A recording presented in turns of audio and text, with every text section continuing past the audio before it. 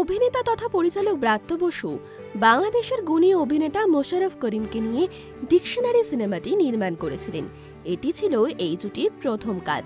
আবারও মোশাররফ করিমকে নিয়ে ব্রাত্য বসু নির্মাণ করছেন নতুন সিনেমা হুব্বা।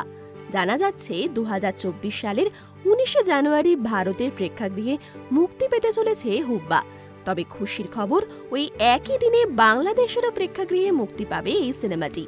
হুব্বা সিনেমাটি নিয়ে ব্রাত্য বসু নিজে বললেন, থ্রিলার কমেডির মিশেলে তৈরি করা হয়েছে এই সিনেমাটি। হুব্বা শ্যামল হুগলির দাউদ ইব্রাহিম নামে পরিচিত ছিলেন। খুন, জখম, ড্রাগ পাচার ইত্যাদি বহু অপরাধের অপরাধী তিনি। অজস্র পুলিশ কেসের নাম ছিল তার।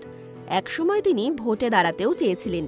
যতবারই তাকে গ্রেপ্তার করে পুলিশ, ততবারই জামিনে বেরিয়ে যান তিনি।